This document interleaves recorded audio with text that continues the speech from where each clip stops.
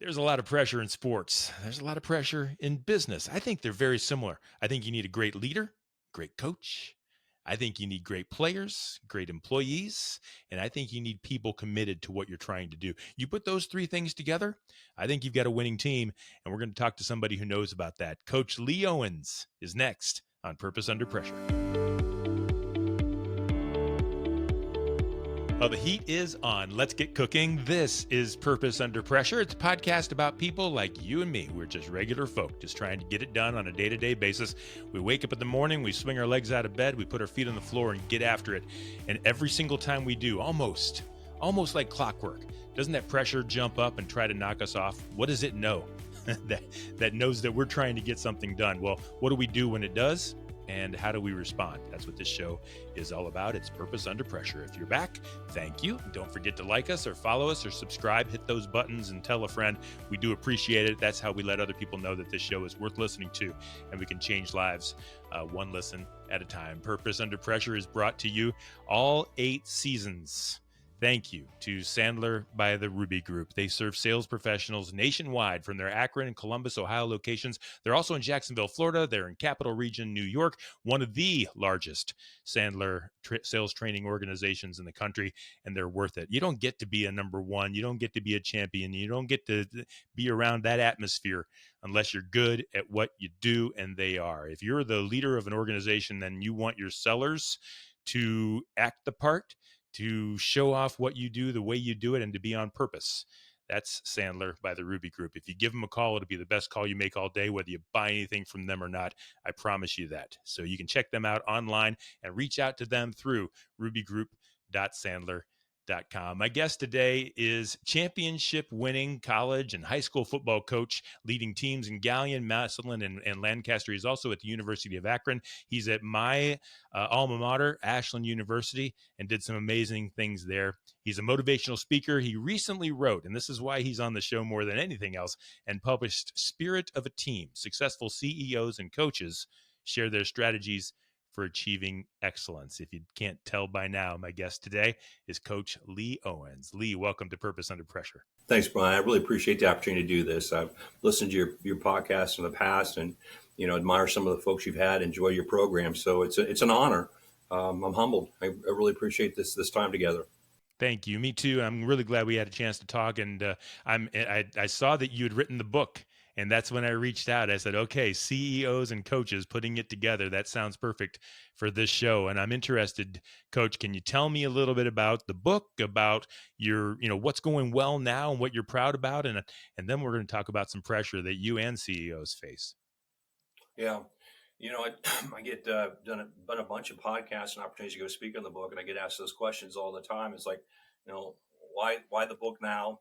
Why this book? And, what's in it for me? Who's going to read it? So I think the book now had a lot to do with retiring at 45 years as a football coach, 37 as a head coach. When you retire, you have a big gap of time to fill. And again, it wasn't like I was bored. I hunt, I fish, I golf, 12 grandkids. But, you get tired of sweeping out the garage and playing bogey golf, and, you want to do something different. And, I was really approached by an agent, a writing agent and a publishing company about writing a book, and kind of went south. They wanted to do more of a memoir. I just wasn't interested. I don't think many people would read it. What I wanted to do was a team building book, and I wanted to tell my story through the relationships that I had built with guys I'd coached, NFL coaches, from high school coaches like Nate Moore at Massillon to NFL coaches like Matt LaFleur at Green Bay.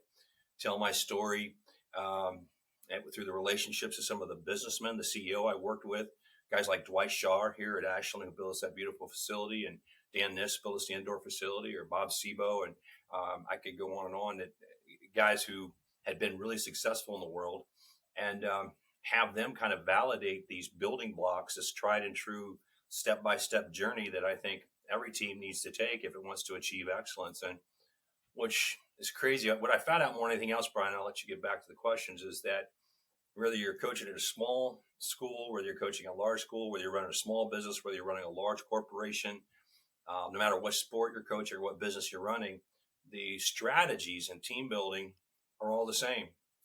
Coach Tressel wrote in my foreword is that we're all part of a team. from a team at home to a team we may volunteer to be a part of, to our team at the church, to our team at the workplace. And we all want to be our best at being the best part of that team, a leader in that team, and taking that team to the highest level. And so the book's for everyone.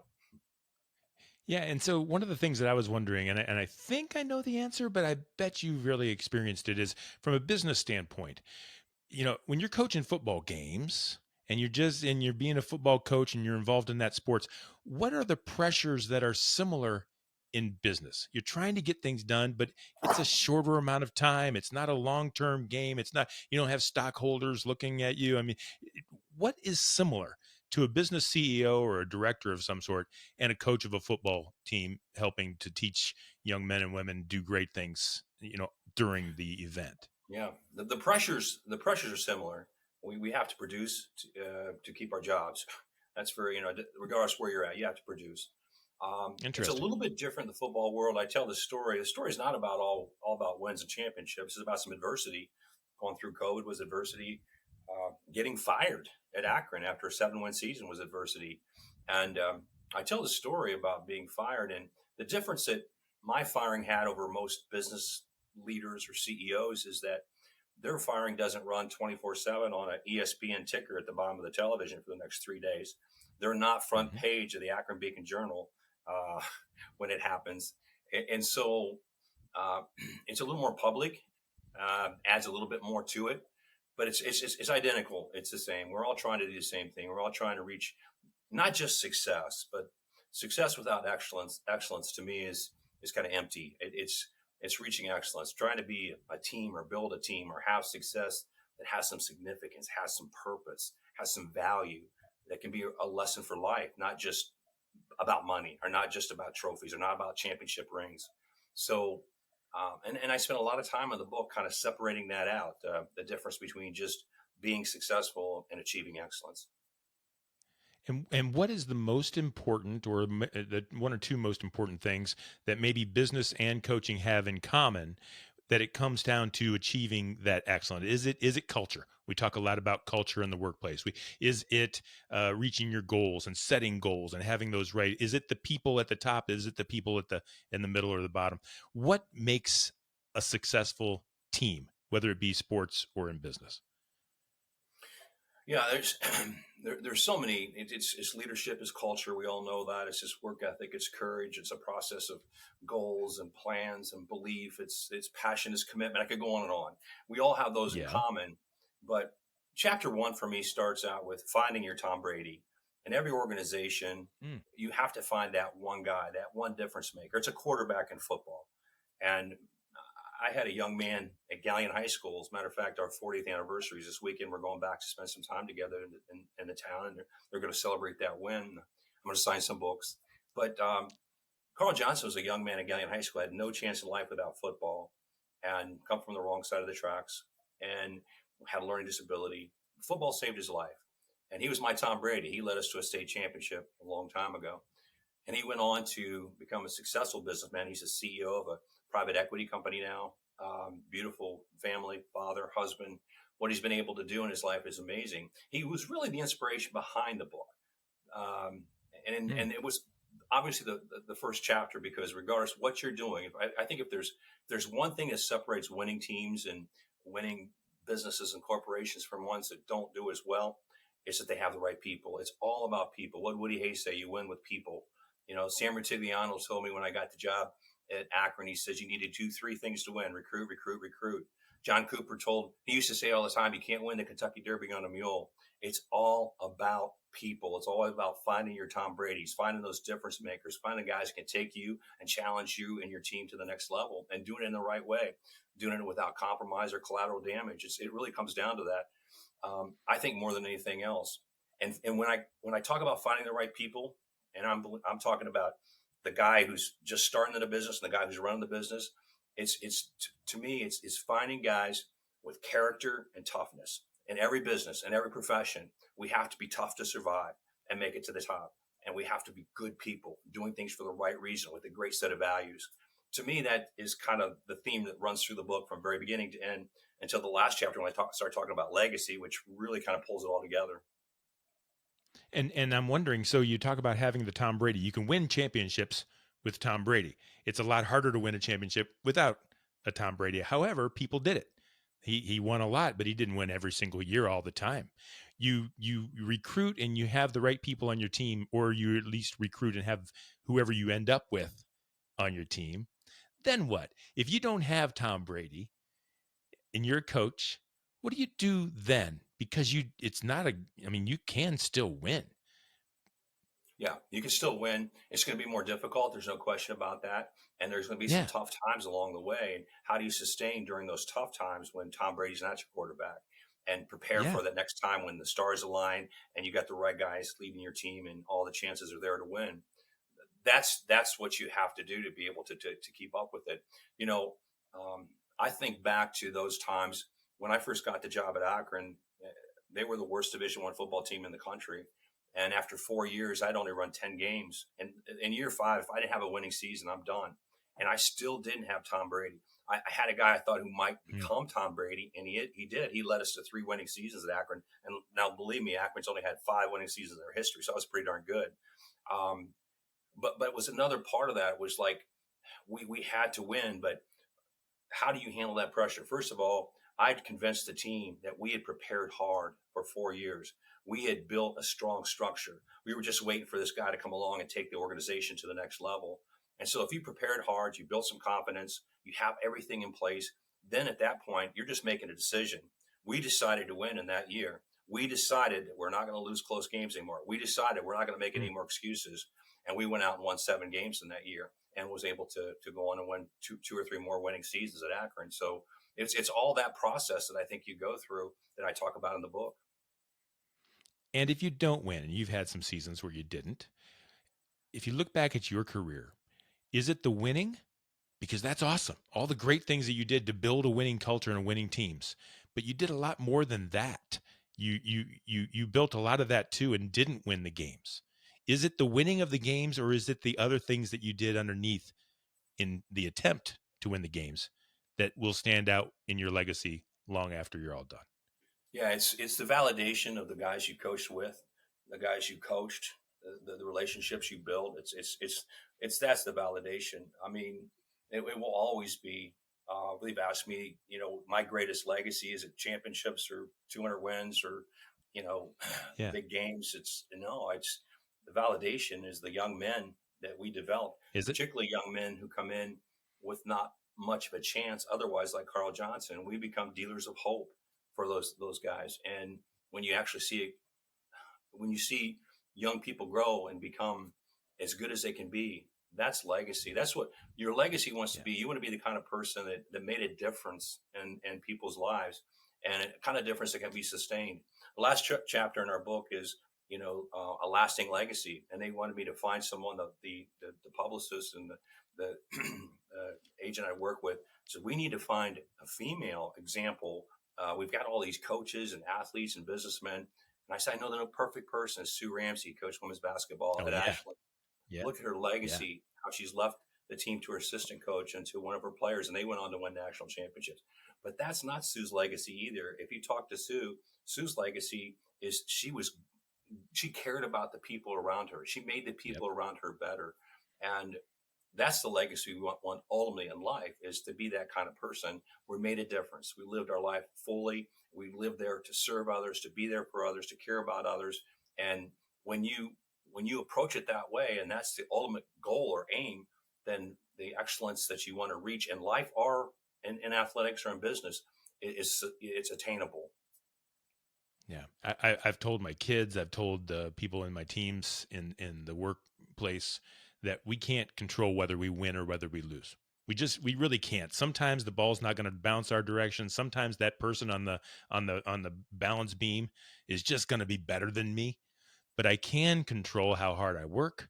I can control how hard I prepare, how much I care. I can control all those things. And if we do all those things well, we're going to win more than our share because we're going to outperform and out prepare someone else. So it's not always the winning or losing, just like you said. I'm interested in, though, I want to talk a little bit about pressure, because in sports and in business, you got to win. So we talk about how yeah, we tried. But you got to win. And there are times when you see on TV a coach, it's just bleeding out of them. What was it like to have to win no matter what, to keep your job or to meet the expectations? What was that pressure like? Yeah, that becomes dangerous. There's no question about that. Hmm. That's, I think, when the worst part of business or our teams or athletics is exposed, because we'll have a tendency to compromise what is right, to compromise what's best for our athletes, to compromise the rules of the game, to compromise um, our integrity, to cheat, uh, and it's not good for the game. It's not healthy for you as a professional. It's not the lessons you want to live, and you'll never reach excellence doing those things. So, how do you handle that pressure? I think you have to stay positive. I think you have to stay strong in your faith and your belief that you're doing the right things, and convince those people around you that you're doing the right things. Have the right people, and eventually, it'll happen. Eventually, you'll have those kind of seasons. You'll have that great season, um, and to sustain it, it's basically, if you've done it the right way and you continue to look and try to find ways to do it better, you have a chance to sustain that excellence once you reach it. So the pressure will always be there, and some people don't handle it as well as they should. And I think the problem is the people that don't handle it as well as they should are the people who are probably doing it for the wrong reason. If people go to work at Ohio State right now, not to go coach at Ohio State. When I went to Ohio State, I took a cut in pay from Massillon to Ohio State and made $40,000 a year. Today, that same job pays $800,000 a year. So there are a lot of people going to Ohio State to be a millionaire. There were a lot of players who came to Ohio State because they love the Buckeyes. Now there's a lot of players going to Ohio State because they want to get $1 million in image and likeness deal before they ever get on the field. If you're doing things and you're making decisions in terms of being part of a team for money and money alone, it's never going to be enough. It's never going to be good enough. You're never going to be able to handle the pressure. You're never going to be able to resist the temptation of doing the things that are not good, that aren't good for the sport, aren't good for your athletes, that aren't healthy for you. So if you're doing things for the right reason, when I was president of the American Football Coach Association, I was asked a lot of times if there's one lesson or if there's one thought that you could leave with the people who are playing this game and the coaches who are coaching this game, what it would be. And it was real easy for me. I would challenge every coach and every athlete in America to play the sport and to coach the sport for the right reason. Do it because you love the sport. Do it because you love your teammates. Do it to honor your parents. Do it to honor your faith. Do it to honor your school. And I know that doesn't sound like that happens a lot anymore, but money will always be a part of it. But if it's the most important part or the only part of it, the motivation for doing it will, and put with that motivation for doing it, along with the pressure of having to do it and keep that money, which becomes more important than anything else in your life, is a disaster. It's a formula for a totally, destroying a team, having a team just blow up on you. What kept you up at night, Coach? Was it before the game? Was it after the game? Or was it the week before in the some of the individuals that you were working with, or some of the pressures you were dealing with behind the scenes? What was the biggest thing that just made you like, I got to figure this out, and kept your eyes open? The biggest thing about winning, you're talking about? Well, I think so. I'm picturing a coach going through Monday, dealing with Monday type of things, and then there's Friday types of things where the game plan is in place, and you've got the game the next day. Or then there's after the game, it went right or it went wrong. I'm wondering what kept you up at night. Is it looking back? Is it looking ahead? Or dealing with the day to day? I love the preparation. I love looking ahead. I love getting ready for the game. There's no question about that. But not as much as actually competing. Once you had the plan in place to actually go out and compete, and so those things were the best part of my daily job. And That was I the think good stuff. talk Yeah. to any businessman, that would be the case. The hardest thing in our job is the scoreboard at the end. That's the difficult thing to handle. We had a lot of 9-2 and 10-1 seasons into my career, but it actually got to me at the end was that one loss or that 2-loss season or game was harder to take than the 9 or 10 wins. It just kind of seemed like that's what's supposed to happen, and it was harder and harder to get over that scoreboard at the end where the opponent scored more points than we did. And there's in our society today, the expectations are so high, and for all teams that are trying to reach that level, it's difficult to sustain that level of excellence and not allow that pressure to get to you. But the preparation for it, the actual competing to complete the plan that you put together, I love that. I mean, it was just hard at the very end, handling those times when you fell a little short. Yeah. And I want to talk about that a little bit. You have a unique insight into maybe the way things are at Ohio State University. And we're talking about pressure. Here's a situation now where the national championship winning team, all the pressure is coming up here in November when they face Michigan. It's like it's not good enough to win the championship. You've got to beat Michigan. Is that what's that like? Can you give us an example of what that must be like for Coach Ryan and for everybody at Ohio State, even the kids that are playing these games? They're champions. Yeah, but you didn't get that one game done. Is it how hard is that?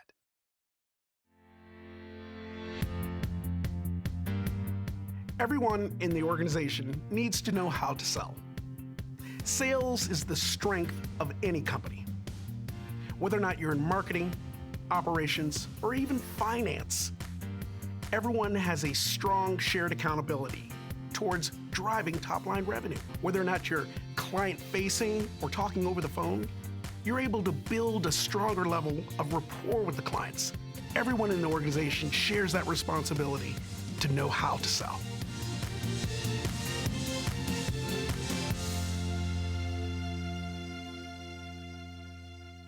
Even the kids that are playing these games, they're champions.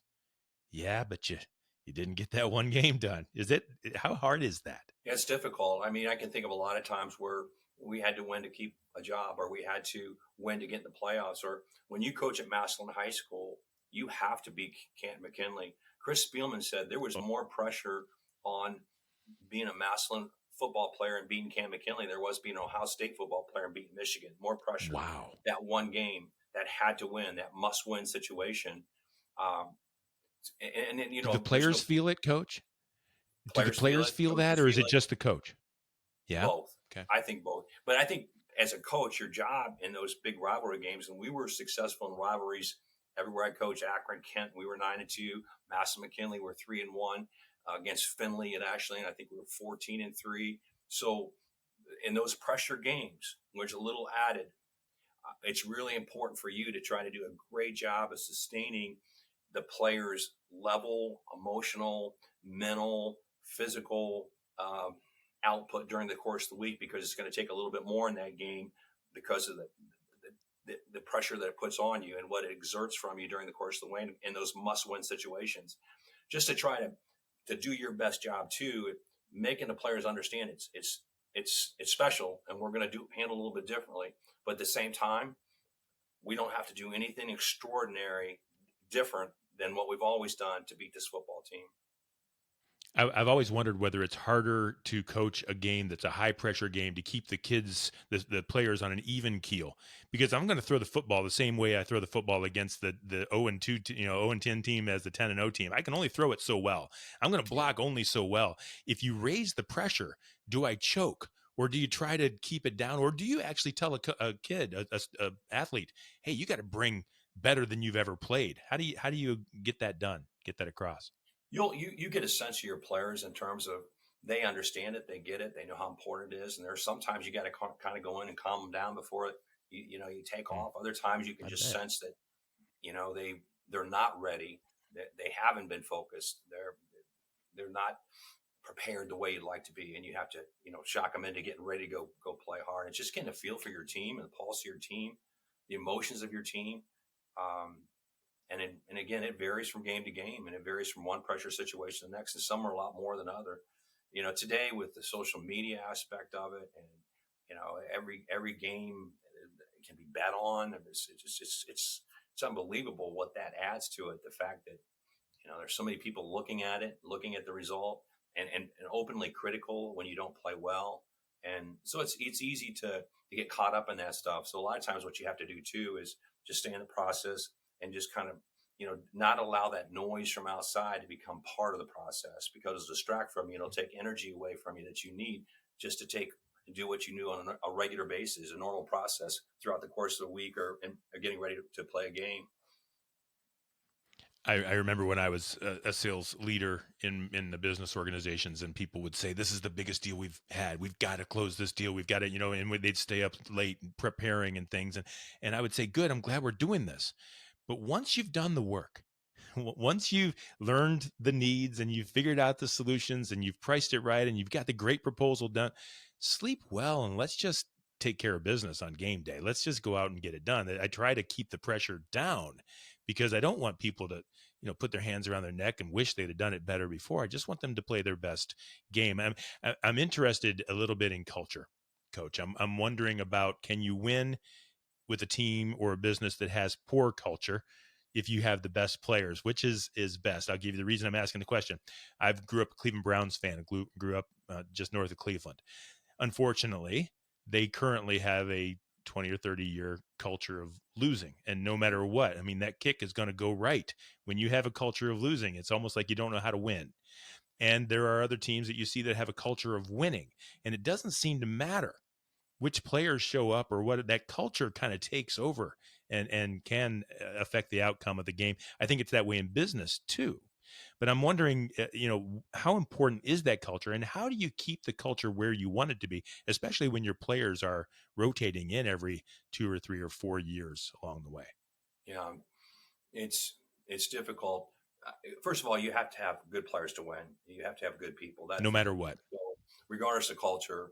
Now you can have average players and another team with average players. If your culture is better, you'll beat them. But traditionally, the team with the better players, not always, but sometimes the team with the better players is going to win. There'll be exceptions to that. Interesting. I'll give you an example. This Galleon team in 1985 that beat Youngstown Cardinal Mooney, they had much better players than we did across the board. But we had a culture that was unbelievable, great leadership in our quarterback. We had a town that believed in us. We had players who believed in themselves. It was just we played against a team that was overconfident and hadn't really prepared like we prepared, and everything worked out exactly. If we'd have played them 15 times, we'd have won once. We just happened to win that one time. They had better players. We had a culture to take advantage of all the situations that all the whole scenario that made it possible for us to win. But ultimately, you want better players. But ultimately, you want better players with a great culture. It's like work ethic and ability. What's more important? Honestly, work ethic is more important than ability, because you can have great ability and potential to get you fired. You hard work always pays off. Sometimes there's guys with great ability and you get nothing out of them at all because they're not willing to work. So that hard work is part of great culture, and you can overcome that average player if he's guy is going to really work hard. Did you often know that you were going to win or know that you were going to lose, depending on a record, or did you really think we have a chance every single game? And I think about businesses. Are we going to hit our goals? Are we going to hit our projection? Are we going to? And sometimes you're like, holy cow, there's just no way. And it affects you in that situation. If you know you're going to win or know you're going to lose, does that affect the way you prepare? Absolutely. There's a line on every college football game at all levels. So first of all, you know what the experts think. And we as coaches want to know that, not for betting reasons, but because these are experts who study the two teams and they're pretty good at what they do. So we know what the line is. And now, do you always think you're going to win? No. I can remember a headline across the Akron Beacon Journal. We're playing Virginia Tech in our opener, and Virginia Tech's coming off a Sugar Bowl victory over Texas. And it says mismatch of the century. Pretty good chance we're not going to win that game. I think we were 5 or 6 touchdown underdogs. We battled. We stayed in the game. We stayed healthy. We played hard. We always played to win. We always expected to win. We didn't play not to get hurt. We didn't play not to lose badly. We played to win and make decisions as if we were going to win. But I think all players knew that the opportunity to win that game, the odds were so low that was, we're playing Nebraska when they won the national championship. We played Coach Trussell at Ohio State his first year when I was at Akron. So we were in some situations, although we played them pretty tough that day. It was a 28-14 game, but they had better players than we did. And we knew everything had to be right. We're going to go in there and play our best game. We're going to give our best effort. We're going to play hard. We're going to play to the end. All those things are critical. But I learned how to play those games when you were an underdog. Obviously, when you're the favorite, you approach it a lot different. You don't have to take as many chances. You don't have to, work on team confidence as much during the week. More during the week, you're just talking about how good the other team is, and all that sort of thing to make sure that our players don't get too high. But you definitely approach the game differently, whether you're a favorite or you're an underdog. What do you tell the players when they're a massive underdog against Nebraska or against Ohio State or against West Virginia, whoever it might be? How do you keep the players motivated, and what do you reward them with? What's success look like when you're playing against a team that you quote unquote have no chance to beat? We opened against Nebraska, and they went on to win the national championship. So it was like my second year at Akron. We still barely had enough guys to be on scholarship. I tell this story about our team busting out in the field and with all kinds of enthusiasm and excitement. Everybody asks, how'd you motivate them so much in the locker room? I tell everybody, Yeah. I told them the last guys out of the locker room had to start. So that's a joke. But literally, what you try to do, and we did this in the Nebraska game. We knew it was going to be a tough one for us to win. We had this goal. We wanted to rush for 100 yards. 100 yards. We wanted to rush 100 yards against this football team. And we battled and battled and battled. One is going to use a little more clock, control the game a little bit more. Long story short, we ended up rushing just for over 100 yards. You should have seen the excitement on the offensive sideline when that happened. Really? Now, we still lost 45-7 in the game, and I was feeling really bad about it. And the next week, they beat Oklahoma by 60. So I didn't feel quite as bad about the loss that week. But, so if you can find a couple small goals for the guys to rally around, I think it's good. And again, listen, we're going to go up there and play hard. And it was opportunity. We're play a team that's picked to win a national championship, and they did that year. Yeah. And so I'm interested then as we talk a little bit about the book. You're not an author. At least I don't think you are. I don't know what you studied in high school or in college, but I don't know if it was English and literature and things. I don't know. Transitioning from being a coach to being an author and talking about business, there had to be a lot of pressure there, maybe some self-doubt. And can you talk to me a little bit about the process of getting this book to where it's at, which is, on Amazon, on people's bookshelves, and being read by CEOs all across the country? Yeah, it was when I read, but I'm not a writer, so I was able to talk to Larry Phillips to work with me. Larry does, he's the editor for the Richland Source, National Source, Knox Source. He's written a couple books. He's also a big sports guy, then a sports writer coming up through the ranks. And Larry and I have been friends, and he was so excited to work with me on this. I said, Larry, can you teach me to write? He goes, no. He said, you would have better luck teaching me to play cover four defense than I will teach you to write, but I'll write it for you. And so I would write and write and write. He'd come back and he'd say, what do you think about saying it this way? Or how about if we change? Or why don't we add a little more story in here, be a little more descriptive? Add to it, So I listened to him. I learned a lot and enjoyed working with him. And also, he's a great interviewer. Being from the newspaper, news source business anymore, he was really good at interviews. So we sat down with all these CEOs, sat down with Matt LaFleur for 3 hours, sat down with Luke Pickle for 3 hours, sat down with Dwight Scharf for 3 hours. And he was really good about asking those questions that I had no idea about these guys. I learned so much about each one of them, and I had great relationship with all of them. We picked guys who I had a great relationship with because we knew the stories would be personal, and we knew the stories would be inspiring, and we wanted them to trust us and have confidence in us that we present it the right way. And I think they all did. I just love doing the stories. So the way we put it together is kind of something I'd envisioned, but Larry was really instrumental behind. But the heroes in this thing, the guy, it's about the guys we tell their story. Their stories are great. And it does, though, where does it fit best into my whole team building philosophy? That guy's story really fits good. Steve Clinkscale, who played for us at Ashland, who's now coaching for Harbaugh in San Diego, not San Diego, LA, and the Chargers. But Steve's confidence in himself and the goals he had in life fit that chapter and so well. And so to tell Steve's story out of Youngstown, Ohio, all the way to the NFL, it really helped validate what I'd write about. I think it's important what you just said, and I'd like to kind of restate it a little bit for our CEOs out there that think that they are everything and they can't check their ego at the door. They have a director of this and a director of that, but they don't let them do anything. It's that ego that takes over. And one of the most important things I think of leadership is finding other people who are better than you. You can set direction, but when they're better than you, man, that's going to be a great team. You don't have to be the best to be the leader. You just have to be able to lead. And I think the ability for you to realize that, hey, I'm not a writer, but I know the stories and I know what this book ought to be about and I know where it needs to go. I need someone to help me write it. I don't think all CEOs have that ability. And maybe that's why you were a successful coach. I congratulate you on that. I'm interested in what, as we wrap up, what a CEO or a business leader or organizational leader is going to learn most, that's most effective in this book. Not maybe the strategy, but what is this book about and what will they learn? Is it about teams? Is it about winning? Is it about strategy? Sell the book a little bit to those folks that we want to read it. I sent a book to Ben Ferguson. I don't know if you know Ben here locally. I know Ben, sure. Yeah, Mm-hmm. Obviously From Bendon, the yep. founder and CEO of Bendon Publishing.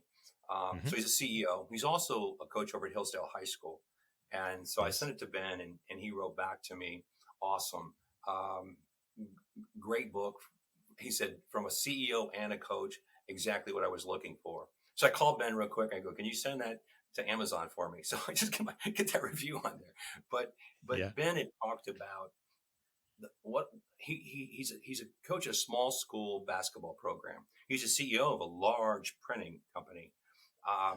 And Ben had said, regardless if I've got my CEO hat on or I've got my coach's hat on, the lessons, the motivational stories, the quotes that you use in the book, they're all relevant. They're all the same.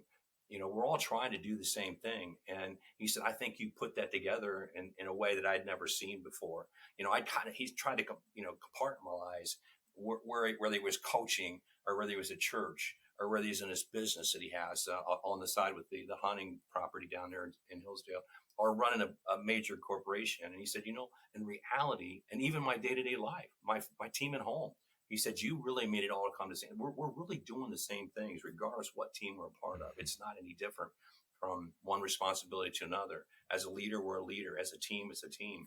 And our objectives are all the same, to reach excellence, to become as good as we possibly can in a way that we can sustain that for others and be a lesson for others and really feel good about what we accomplished and not have to apologize for it.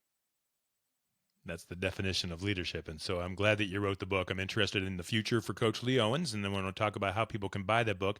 But what's next? Again, now the book's written. What does success look like for the book? What are you hoping to achieve? And then after that is achieved, what's next? You can't go back to playing bogey golf every day and sweeping the garage, like you said. So what are the pressures that you're going to face in the near future as you move forward? Well, as soon as I retired, I started this Business Coaches Playbook, and where I do get out a chance to go out and talk to teams. 6 different teams I was hired to go in and coach and turn around, and we turned them all around, won at all 6 teams, won championships in all 6 teams. And so there's a story to tell, and I've got some credibility with doing it. But I did find out, and particularly some of the bigger opportunities, and I'm speaking in business most of the time with CEOs and companies, that the people I'm competing against to get this biggest forum would be people who've written books, and books have gone on to do good things, been bestsellers.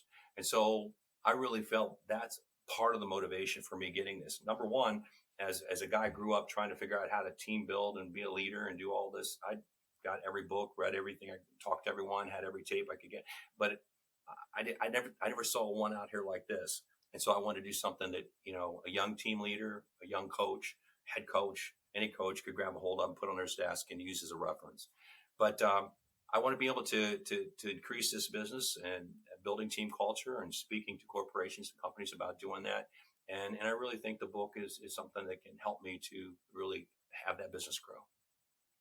That's amazing. How would people find you if they wanted to talk, if a business wanted to talk to you about coming to their organization, speaking to their team, talking with them on a consultative basis, or if someone wanted to read the book and buy the book? How do people do those things, and how do they get in touch with you that way? And get to our website, Coaches Playbook. And obviously there's an opportunity to talk with me and schedule a time for me to come visit with your group. It's just coachesplaybook.com. It's easy to get to. And then obviously, the Spirit of a Team, Lee Owens, Amazon. You can get to it on Amazon, and appreciate your support. Buy a book. And I'm sure that you'll find something in there. You'll find one or two nuggets that are going to jump out at you, and you're going to say, "Oh, it makes sense." I kind of thought about that for a long time, and I just never seen it put into that particular order or written down that way. So I'm not again, the response I've gotten back from it early has been outstanding from those who have taken it and looked at it and got back to me. It's a long career of excellence, Coach Owens, and it's a lot of individuals that you've impacted. The wins are the wins, the losses are the losses, the different teams, the different communities. What are you most proud of when you look back on everything you've done? What are you most proud of in your career? There's no question my greatest legacy is my family. I've got 4 married children, and they're all doing well. One happens to be a head coach at Shelby High School. Another is running a private equity company with Carl Johnson. I got a daughter that's living on a farm, dairy farm outside of town here. But they're all married. They're great husbands and wives and great parents. 12 beautiful grandchildren. We get our whole family together 2 or 3 times a year, and to me, ultimately, when it comes down to life and what you have to be most proud of, it's relationships, and it's relationships first and foremost with family. So, if nothing else, I want to go down this scene and being a pretty good team leader for Team Owens. That would be my greatest legacy. Yeah, tremendous. I'm glad that you answered it that way. I believe that true success. Now, I don't know if you've ever heard this defined this way. I don't know if I made this up or read it somewhere, but I think you're truly successful when your family wants to be with you. So when you look back on your life, if your kids don't mind coming over on Christmas, I think that's a pretty cool thing. And if they want a vacation with you and they want your advice and they want to be a part of what they've always, that family, I think that's true success. And I think when you're able to put that into your work and you're able to build a company where the employees want to be together and they want to help you to succeed and they want to do the things that you want, whether it be football wins or whether it be wins on the stock market, whatever it is. I think that's true success, and I think you've reached it. I congratulate you for that. You're right. That whole chapter on culture, I must use the term family, 100 times. Yeah. So that's what you try to do. Make that team in that locker room like a family at home. Coach Lee Owens, he wrote the book, Spirit of a Team. I'm reading it here on the side because it's a large title. Spirit of a Team, successful CEOs and coaches share their strategies for achieving excellence. It's right there. And I hope that you'll go out and buy it. I hope that you'll support it. And I hope you'll take one more thing from Coach Lee Owens, folks, as you're watching this. Coach Lee Owens did his job. He then figured out what to do next, and he wasn't afraid to do it. He got some help. He did some stuff, and now he's got this book that he wants you to read to make you better and to take the things that he's taught and taught to others, and so that you can put it to work in your world. So I appreciate your being on the show. Appreciate your taking the time, and I wish you the very best of luck moving forward, Coach Owens. Well, have me back when I make the bestseller list. That's a deal. I tell you what, if you make the top 100, you're welcome back. Okay, You're always welcome back. That's Coach Lee Owens. He's our guest on Purpose Under Pressure, brought to you by Sandler by the Ruby Group. Sellers are under pressure to perform, and Sandler helps you to succeed on purpose. You're going to find all past episodes of Purpose Under Pressure, including season 9, which will begin shortly at brianmediastrategies.com/podcast and wherever you stream your favorite shows. We do this every week, and we will see you next time on Purpose.